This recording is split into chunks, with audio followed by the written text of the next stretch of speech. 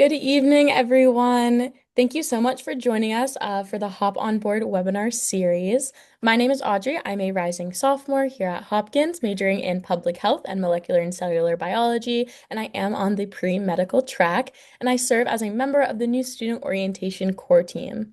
Tonight's session will cover the extensive services and resources available to all pre-professional Hopkins students, including for pre-health and for pre-law.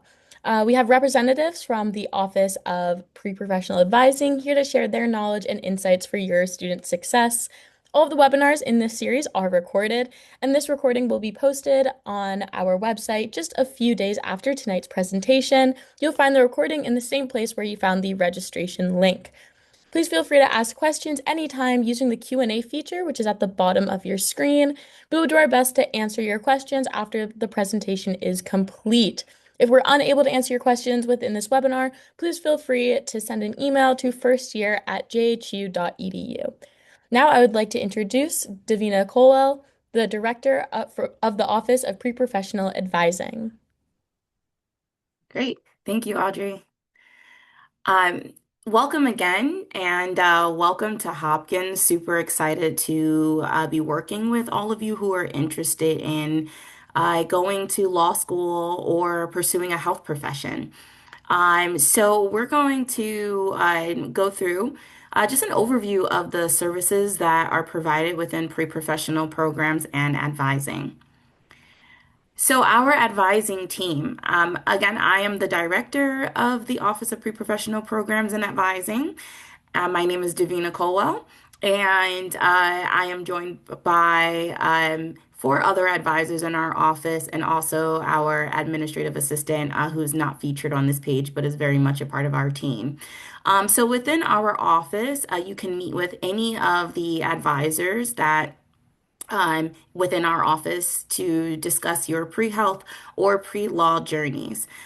So when you do get here, you'll be able to go ahead and schedule a meeting with the advisor of your choice. Within pre-professional advising, there is no assigned advisor, so you can really find who fits with you best and continue to work with them throughout your time with us.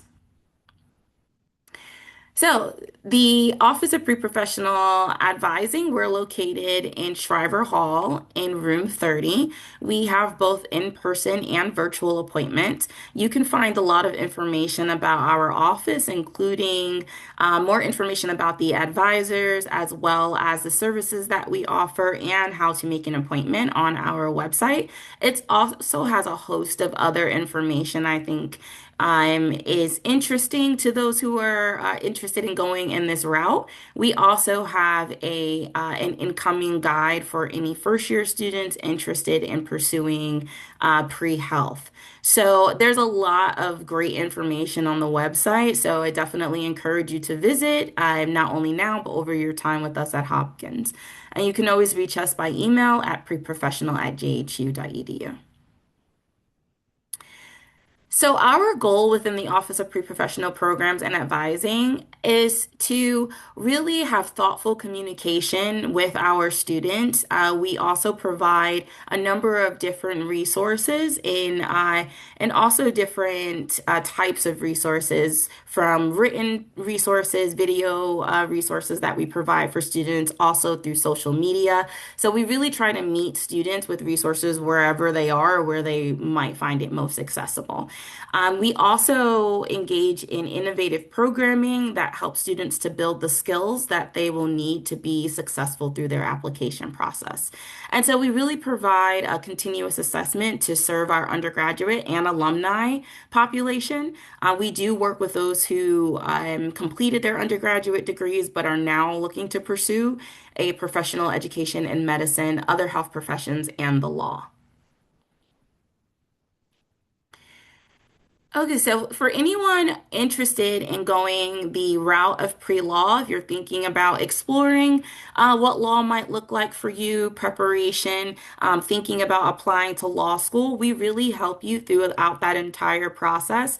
So we have an opportunities newsletter for specifically for pre-law opportunities, ranging from internships to research opportunities, things that are meaningful to you, experiences for those interested in the law, as well as different resources for preparing for law school, like your personal statement application, paying for law school, those types of things. So all of that information we do send out to students in a bi-weekly resource of our opportunities newsletter.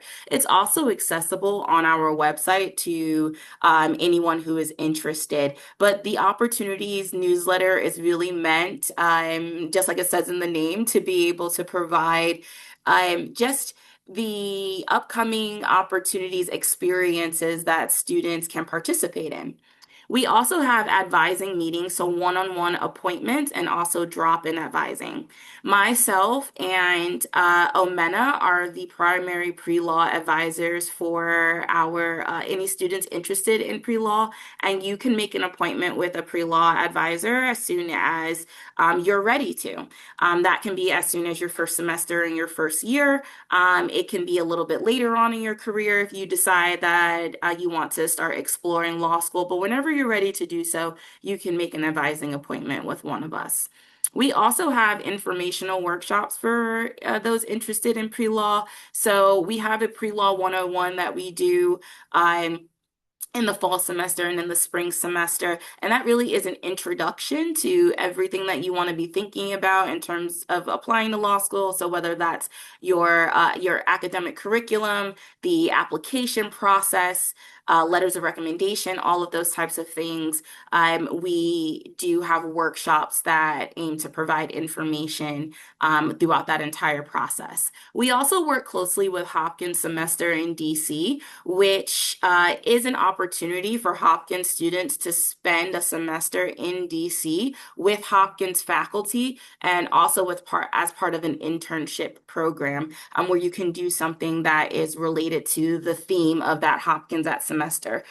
Some of the themes have been policy making, have been other interests within the law. So any students who are interested in participating in that Hopkins semester in DC, even if you aren't interested in pre-law, as a pre-health student, you can also participate in a Hopkins semester at DC where you can spend that semester there. But a lot of our law students do participate in this because of that interest and because of the opportunities in DC for those who are looking to become more engaged with the law. We also help students to identify internships that would be helpful for them based off of their interests. We also work with them to make sure that they are connected to the main council, LSAC for law school admission. So making sure you understand how that works, setting up that account. We also host a number of different admissions visits, both virtual and in person, with different law schools coming on campus. And we also do personal statement review and applicant support workshops, as well as all of these services being available to our alumni. So, if you're interested in pre-law, what are some of your next steps? You want to visit the pre-professional advising website because there's a lot of resources on there. We have different timelines, things that you want to be thinking about at different points as you look to pursue law school. Also, attend the pre-law overview, pre-law 101, to learn more about just the overall process and start to get introduced to some of the language and processes and opportunities available to those who are pursuing pre-law. And make sure to schedule an advising appointment. If you're just thinking right now, you're not sure if that's something that you want to do, but it's kind of in your thought process, like maybe I want to, it doesn't hurt to go ahead and schedule an appointment with a pre-law advisor, one of us, and just talk through what some of your interests are.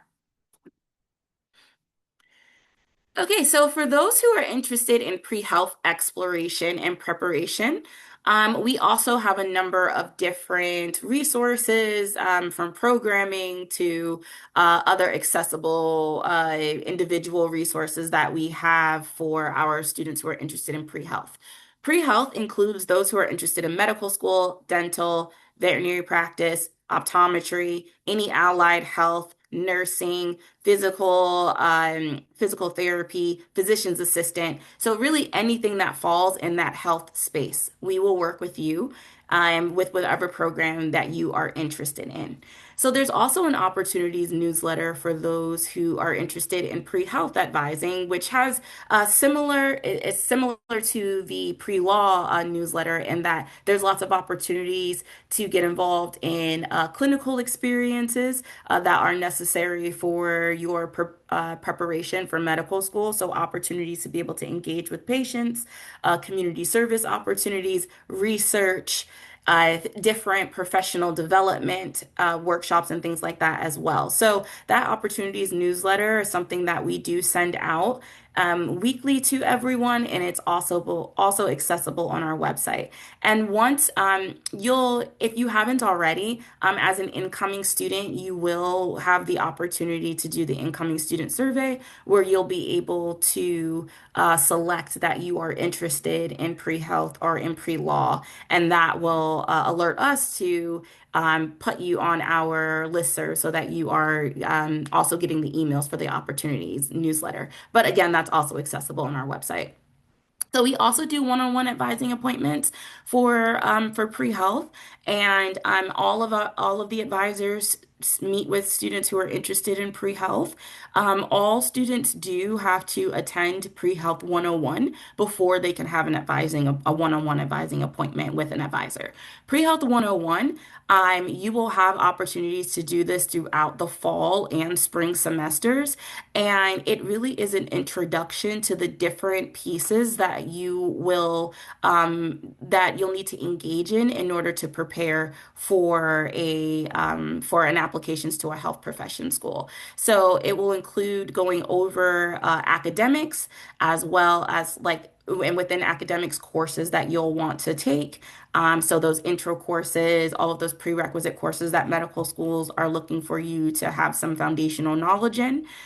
It will also talk about the different extracurricular activities that are necessary to gain experience in order to be successful through the application process. So we'll talk about what a clinical experience is, what shadowing is, how to go about getting those opportunities. We'll talk about balance. We'll talk about community service and all of the other types of programming that we have that you'll be able to take advantage of to really be ready to apply when it comes your time. We also have a 201 that extends on Pre-Health 101. Pre-Health 201 is not mandatory, but we highly encourage students to attend that in their sophomore or junior year. And that really does go into more of a reflective process of some of the things that we cover in 101, because that's going to be such a huge part of your application. We want you to start thinking about your experiences and being intentional about them pretty early in your journey. So we definitely will talk a lot about that, both in 201 and in our advising appointments. We also have healthcare presentations, so different, similar to kind of exploration about different healthcare pathways. So just being exposed to different things that you can do within healthcare. And we also have, I'm skipping down a little bit, but virtual admissions visits as well as on-campus admissions visits from different healthcare programs. So different medical schools, dental schools.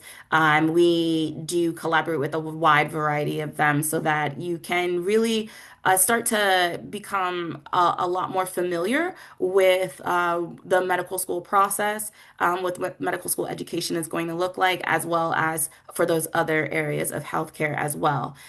We also host an intercession course for any students interested in kind of taking some of the things that we do in our programming and workshops and like following a curriculum base to really think about their why and establishing their why they're pursuing medicine. Why medicine will be a huge kind of broad topic that's constantly explored throughout your time as a pre-health student. And so understanding and refining why you want to go into medicine and thinking about the experiences that you have had that really have helped you to grow in your skills and in your self-awareness to be ready for this next step is a huge part of what we do. And so we do have a course during intersession, which is the time between the fall and spring semesters. It's about a week long where you can take a course with us. And that is an optional thing. Personal statement workshop, we also work with you through that. We also partner a lot with the Pre-Health Academy, which is an umbrella. Department that really does a lot of the things that we do workshop based, but we'll have it more curriculum based if you feel like it would be helpful for you to think about like once you get closer to like your application, if you're thinking about like building your school list and things like that. We have workshops that help you to think about how to do that. And then if you also want it more kind of focused task and activities, you could do it curriculum based. And so the Pre-Health Academy offers all of those types of things from a classroom, kind of a classroom format. We also help you with interview prep, experience mapping. So that's helping you to connect the the things that you've done to put together a cohesive story. We talk a lot about how getting ready and being good at becoming better at the self-assessment piece of it. So, what are the things that you recognize in yourself that you areas of growth? What are some things that you're strong in? So, those are things that we focus on a lot in our advising appointments and in our resources. We also have a health professions application, which is an internal something that we do internally closer to when you are getting ready to apply that helps you to prepare for the application process. And currently, we also offer a committee letter, which is essentially a letter of support from our office that really helps to detail your distance traveled thus far and highlights those different strengths that you bring to the table, essentially, to the medical schools. We also work with alumni, so many of the applicants that we work with, especially when they get to the applicant stage and are ready to apply, may have already graduated. And so we do work with alumni in the same way that we work with current students. So these services will continue after you graduate from Hopkins. And we also do more applicant specific type of workshops and help you with interview practice as well. So, some of these areas I definitely hit on when I was talking about Pre-Health 101 because these are the areas of focus for a successful applicant to a health professions program. So, there is the piece of academic achievement, and yes, that does include your coursework, all of your classes, and specifically those that the prerequisite courses that medical schools are looking for you or health professions programs are looking for you to complete, which typically falls into the areas of biology, chemistry, physics, math. And then some upper level kind of interdisciplinary courses that can fall within that as well. So we talk a lot about that, the introduction to that in Pre-Health 101. We also in our Guide 1 for pre-health and pre-med planning at Hopkins, you can find a list of all of those courses. You can see some more expanded information on that as well.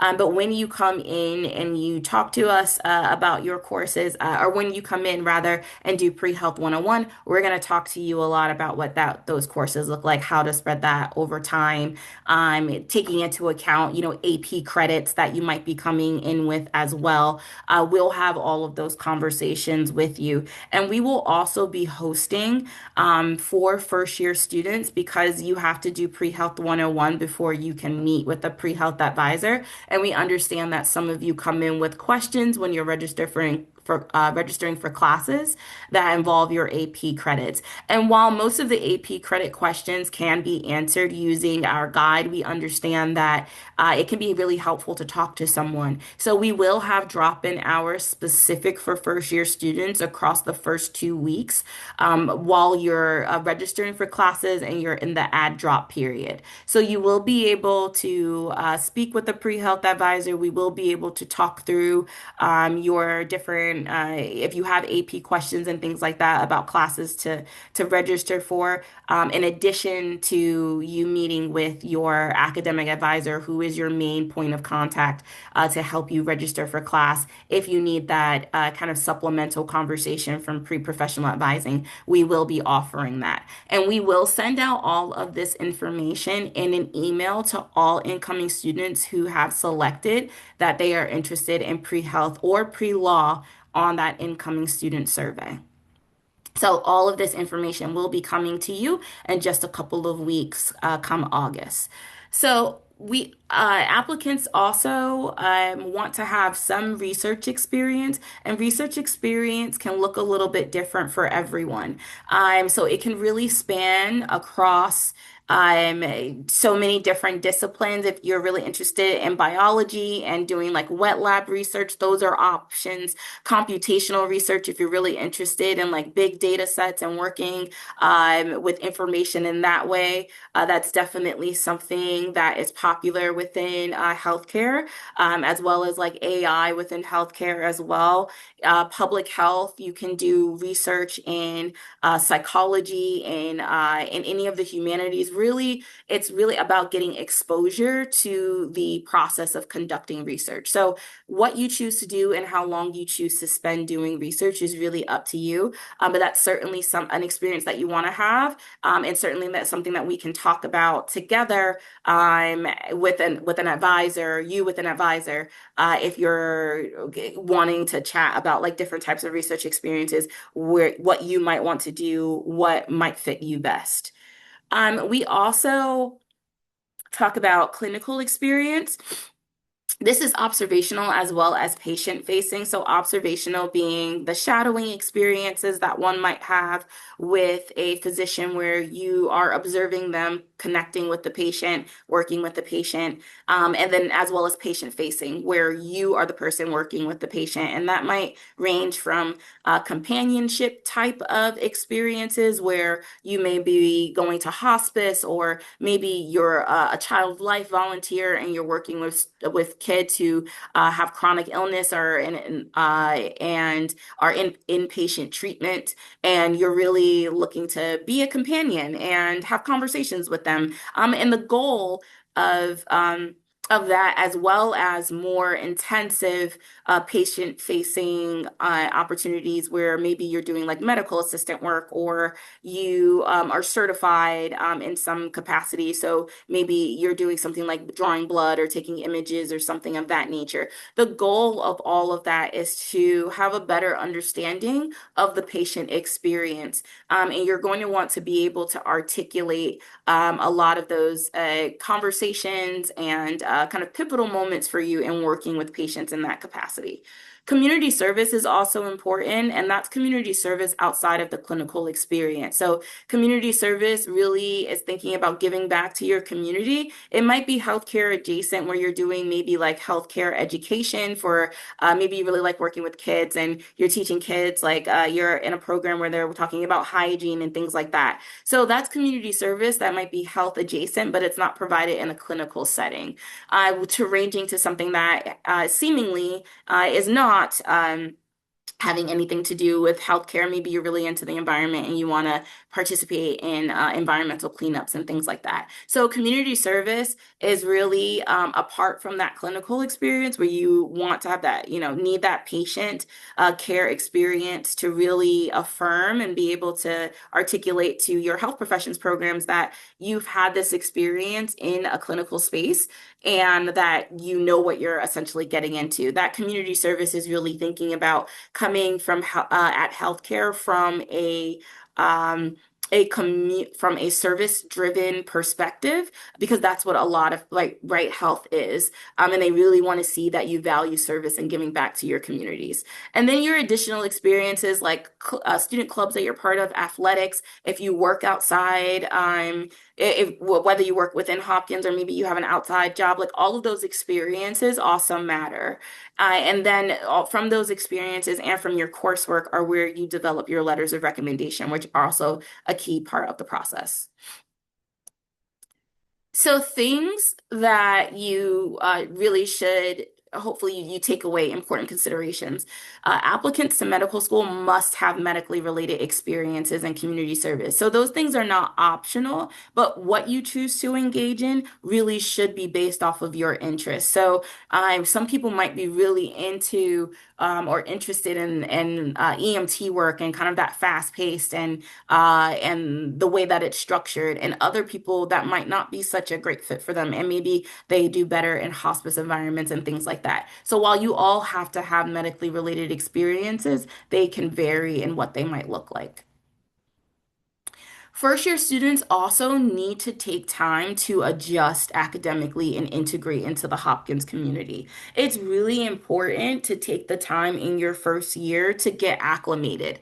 You'll have opportunities to explore. You're not at a disadvantage if you don't have a research internship, the first day that you come onto campus.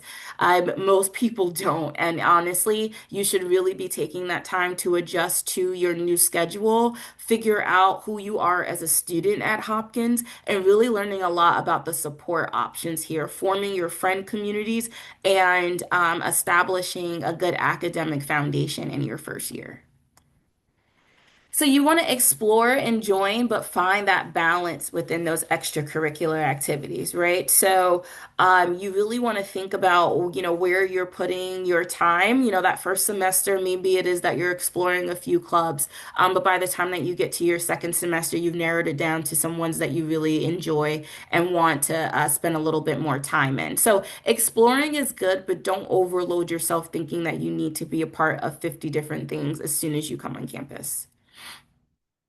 Medical schools really value the quality of your experiences over the quantity. So when you're thinking about activities, and possibly the question of do I have enough, comes up, it really is about what you're taking away from those experiences over the number of them that you're having. And you want to apply to medical school when you are strong and a compelling applicant. And this may mean taking a gap or growth year between when you finish your undergraduate studies and then when you are applying to your health professions program. And that's absolutely fine. It's really about finding the best.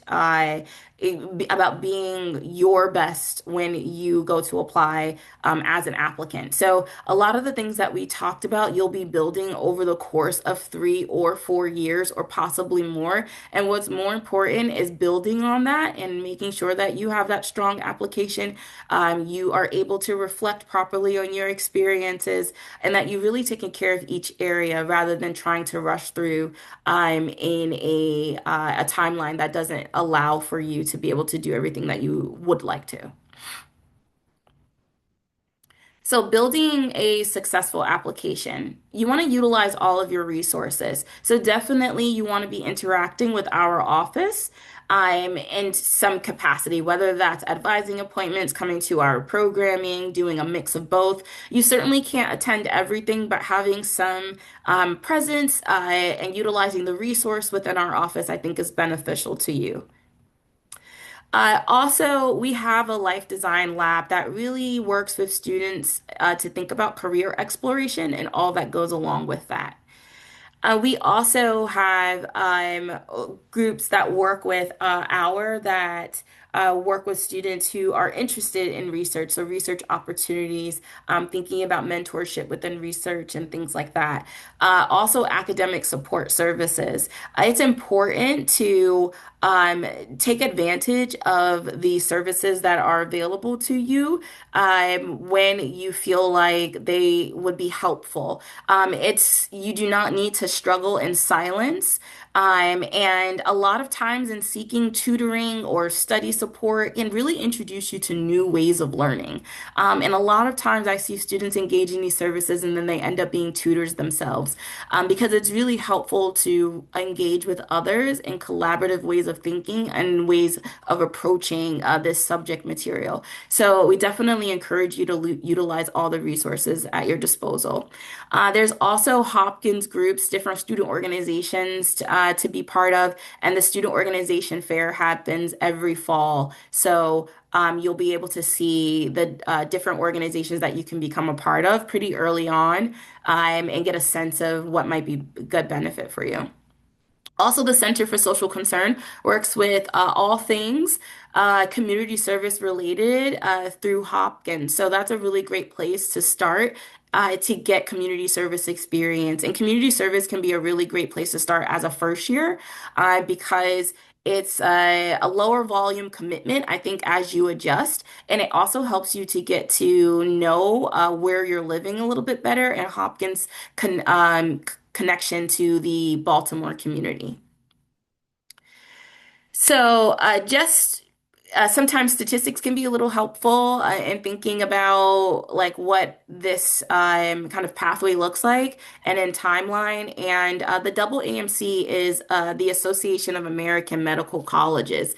And in 2023, they did a matriculating student questionnaire where they asked people when they essentially applied to medical school or began medical school. And slightly over 73%, I think we can say 73%, of those who entered into medical school that year had taken one or more years since their undergraduate degree, and starting their medical program. And this is across the applicant board, not Hopkins specific, although Hopkins, I think numbers mirror this as well.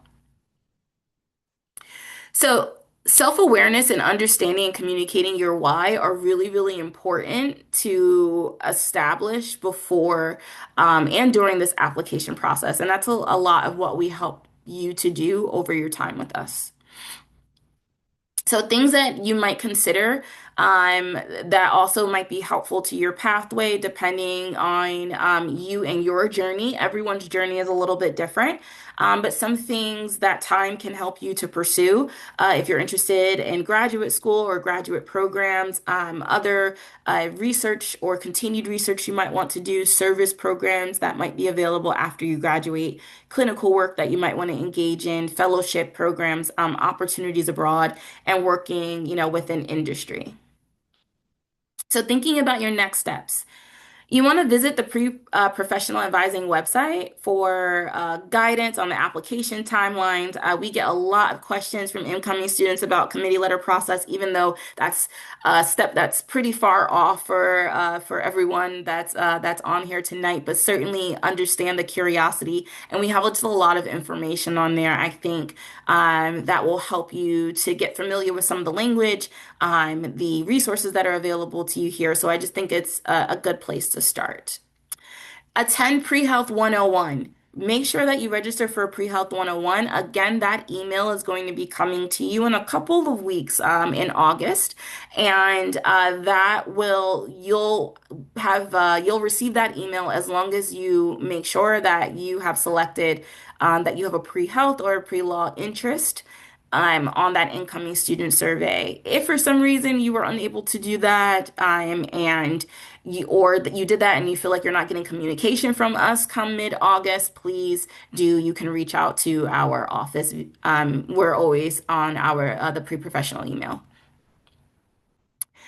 And access Guide 1, Pre-Med and Pre-Health Planning at Johns Hopkins. This gives you a lot of foundational information and knowledge on the academic pieces to planning your coursework at Hopkins.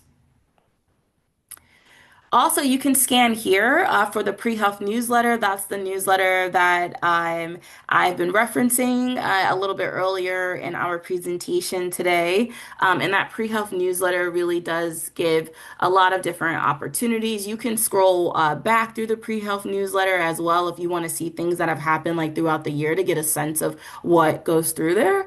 And then you can also follow us at Hopkins Pre-Health.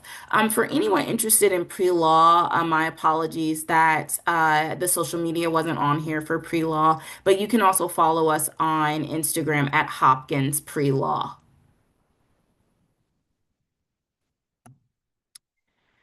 Okay. So thank you so much for your attention tonight, and I think now we're gonna go into the Q&A.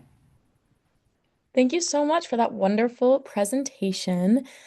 So it looks like we do have a couple questions coming in here. So the first one is usually for students that are looking to pursue a law degree, when do they typically start preparing for their LSAT exam?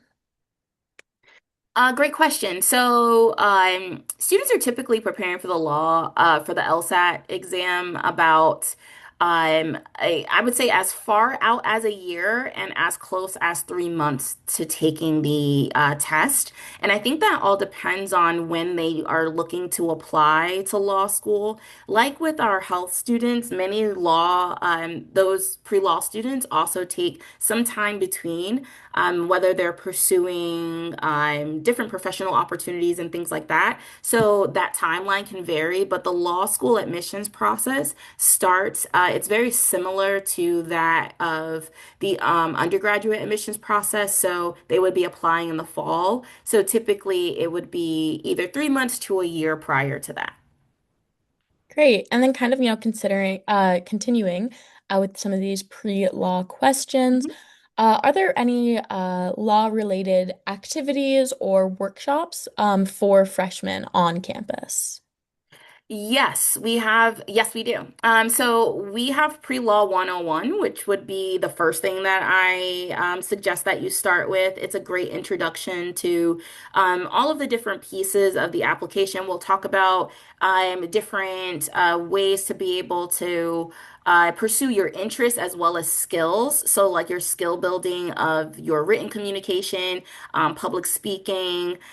We also have opportunities to be able to connect with alum to practice some of that, like small talk and things like that, as we found that that's like a huge piece of the law school experience. So we want you to start practicing those things pretty early on.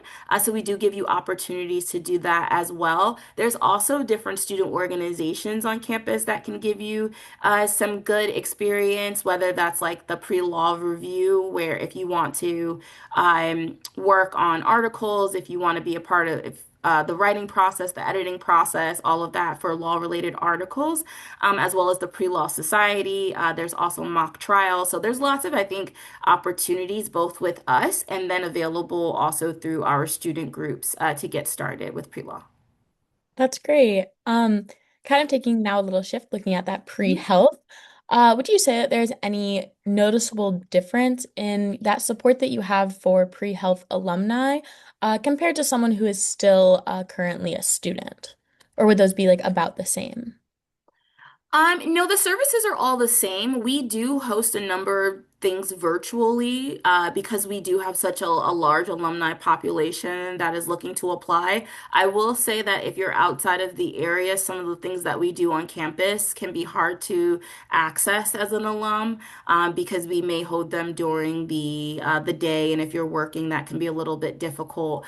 And if you're like just outside of the area, it might be hard to get back to Baltimore. But we do as much virtually as we do in person to make sure that the services are, you have access to it the same way you would as a current student. Great. And then kind of talking about those pre-health 101 sessions.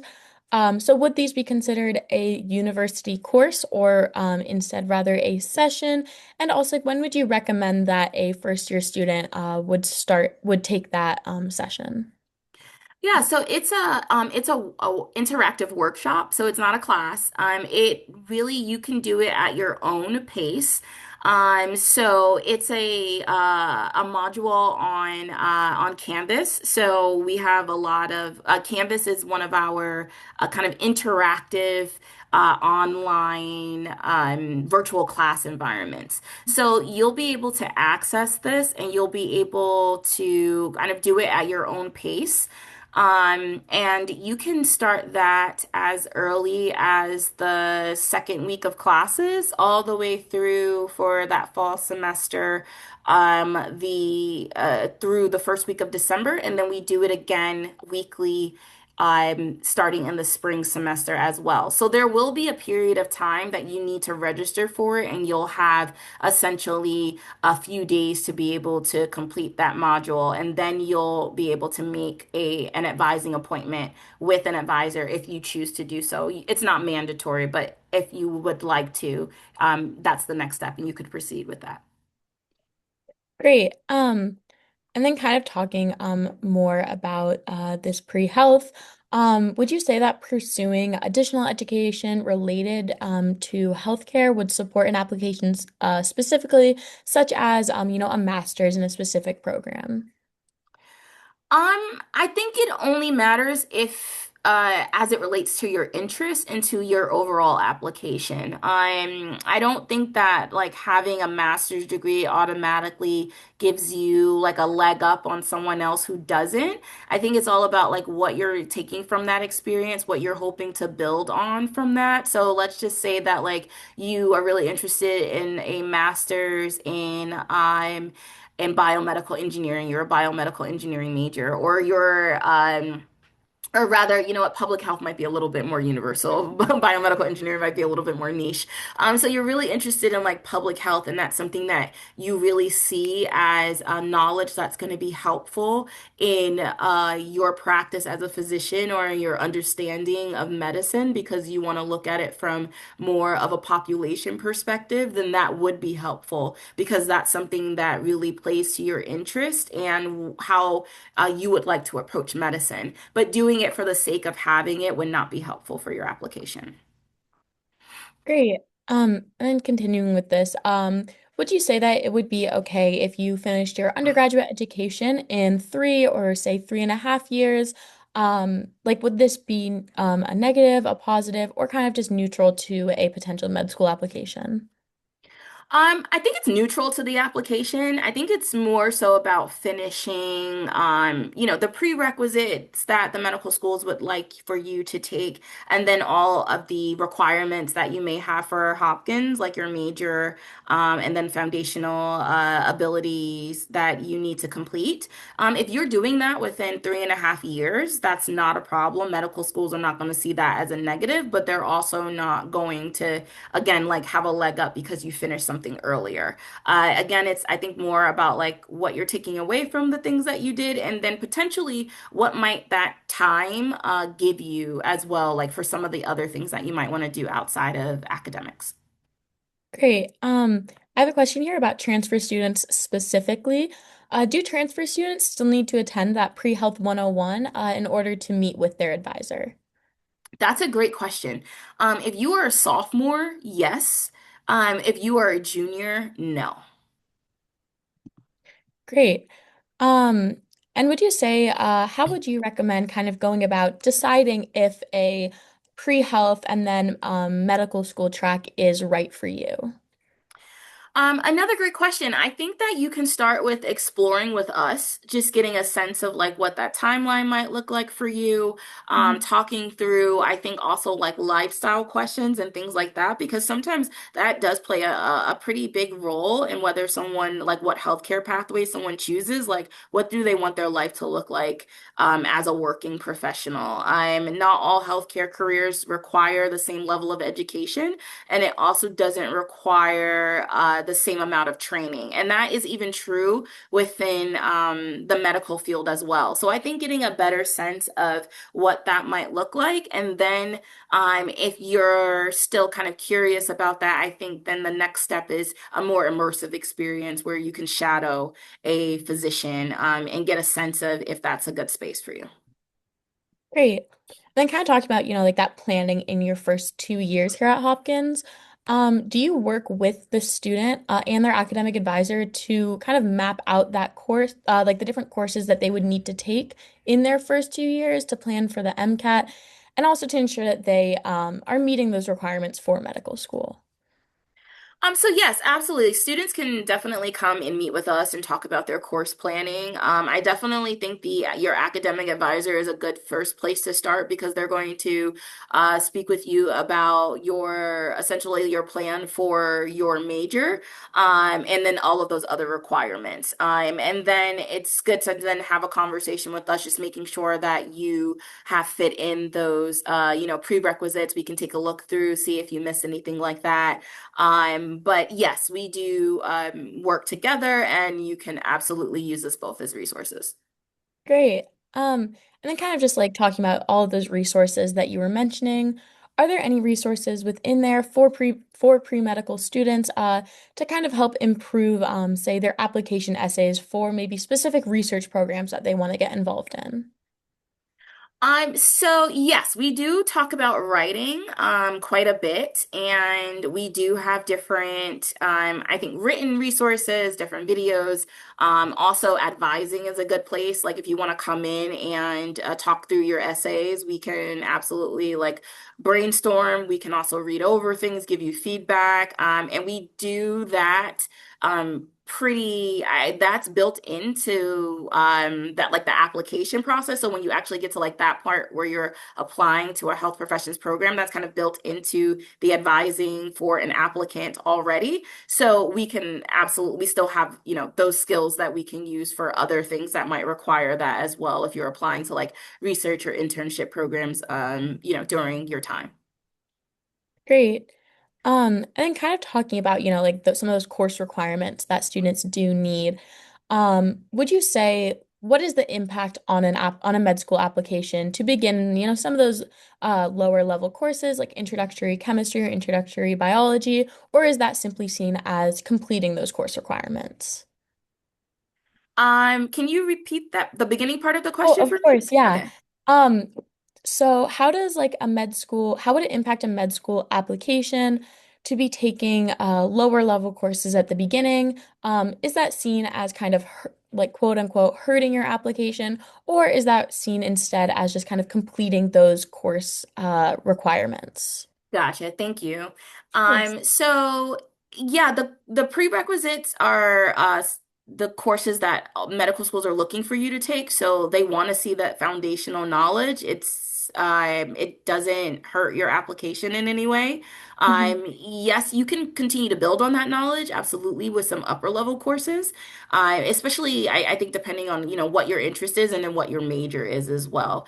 Sometimes if you're in a major that kind of lends itself, let's say like biology, you're going to take those upper level kind of science courses anyway as part of your major. But you can also do that even if you're not a biology major, but you like have an interest in it. But to be clear, the prerequisite courses specifically are what medical schools are looking for you to have and to complete. So it is not a negative. Great. And then kind of like shifting to a slightly different field, are there resources or organizations available for students that may be interested in the dental field? And just going with that, are there prerequisites for pre-dental similar to those of pre-medical?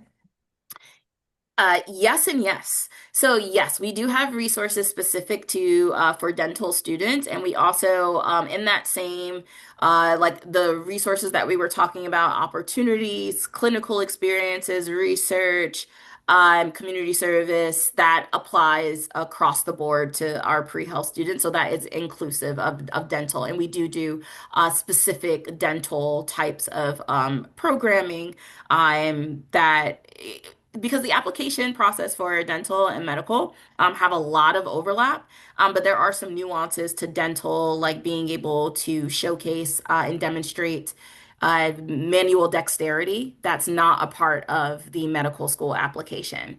And a couple of upper level courses that some dental schools may require of you that medical schools do not. So we do have resources specific for those interested in dental. Great. And then kind of talking about, for incoming first year students more specifically, how common would you say it is for first year students to engage in clinical experiences? And would you say it's overall easy to attain these opportunities? I don't know if I would use the word easy because I think it's a little bit of work to connect with some of the physicians. Like, is it something that you can do? Yes. Is it something that we can help you to figure out who to connect with and how to connect with them, have those conversations? Yes. Are there some programs at Hopkins that also will help kind of facilitate that conversation between you and the person that you would like to shadow? Yes, but it does take some initiative of the student to fill out sometimes like the applications that are associated with that, or doing a bit of the communication as well. So I think that it's not necessarily easy, but it is something that's achievable. And I think that, yes, there's kind of a mix for the students getting involved in their first year.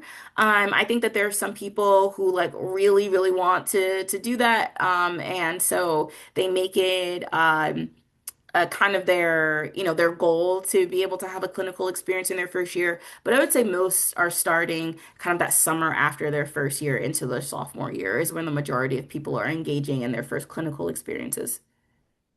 Great. And then I just had a question in here about if someone did not indicate that they were pre-health on their initial application, what like steps would they take to ensure that they are still getting added to all of those resources that we've been talking about?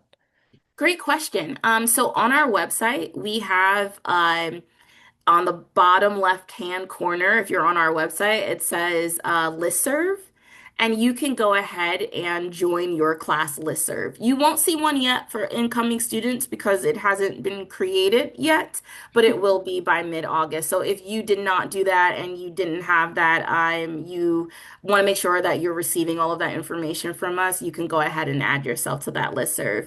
If you have trouble with that, you can always just reach out to our office and we can work with you to get you added. Great. And then kind of talking about, some of those opportunities that we were mentioning earlier. Are there any like significant opportunities and experiences that you're aware of that have application deadlines prior to the start of the upcoming school year? Not prior to the start of the upcoming school year. Many of the programs that are within Hopkins, like the earliest deadlines and things like that, I think for anybody, any programs that are targeting incoming students or early, or yes, incoming students is the best way. They really wouldn't happen before you get here. That wouldn't be maybe the earliest, late September, early October, but I don't really think you're going to run into too much of that. Nothing really is starting before you start school. Great. And then talking about, some of those prereqs that we were discussing, would you say that it's recommended for students to take like general biology, one or two in their first year, or would it still be doable to kind of delay that until their second year at Hopkins? Yeah, you could take it in your first or second year. So that's absolutely, I think, up to you. And also, I think dependent on your major as well, like your major interest, because like if it serves as a prerequisite, it might make you take it a little bit earlier if it's a prereq for you to get into another class for your intended major. But if that's not the case, yeah, for the purposes of medical school, you could take it in your first or second year. Great. And then I think that we'll have time for about two more questions. Mhm. So the first one here is, when would you say like pre-health students usually decide on a specific field that they're interested in pursuing, and how should they kind of explore this field of interest once they find it? I'm I'm going to assume it's a field of interest within medicine, right? Because it Yes. specifically asks pre-health students. So I think that most of them decide on that when they're in medical school, after their clinical rotations, when they're deciding on residency, to be honest with you. I think that a lot of them will explore different interests that they have here at the undergraduate level, and they might have like a sense of something that they like really want to explore as an interest, like if they're really interested in like neuroscience or something like that, they might want to do research there. So there's certainly an opportunity for them to explore one area of interest if they choose to do so, but they honestly, they don't have to. They could decide to like shadow people in different specialties and things like that to get a sense of what that looks like. And they don't have to make a decision, and nor do most people make a decision until they have finished like they're in their fourth year of medical school and have to make that decision at that time. Great. And this is going to be the last question for the night before we wrap up. Would there be a place for where students can see all of the prerequisites specifically for med school or for pre-law listed just so then they can kind of plan their classes for this? Yes. So, pre-law doesn't have any prerequisite courses. Pre-law is really what they're looking for you to explore are your reading and writing comprehension skills, and that can be done through a number of different ways, in majors. So, there's no specific courses that you have to take for pre-law. However, I think law schools are looking for you to be able to formulate how you envision utilizing the law in whatever way to make forward progress in whatever area you would like to. So a lot of times your studies can help guide that. So if you're really interested in like international law, that might be an opportunity to do that. Political science, English really helps you with those skills kind of across the board. So your major may help you to do that, but there are no specific prerequisite courses for pre-law. For med school, there's two resources. One internal for us at Hopkins, and that's that guide one. It has a list of all of the prerequisite courses that we recommend that students take. And so you can get a good sense of all of those classes for the entirety of your 4 years of the classes that we recommend. And then if you're looking for specific medical schools, the double AMC, so AAMC. If you just Google AAMC, MSAR, that's a lot of letters, I know, but it is the medical school admissions requirements. There's actually like a PDF that they create that has all of the medical schools and all of the prereq requirements. Great. And then actually just one super quick question before Yeah. we wrap up. Um, where can they find this survey about indicating their interest? Just to reiterate to make sure everyone is able to find that quite easily. I believe that it comes from admissions. It's something that is sent out. I apologize for not having more information from it. It doesn't come from our office, but I know that it goes to all incoming students. But again, if you somehow, missed that or it might be coming up, honestly, I'm not sure if you filled it out already. If that might be something that's coming up for you.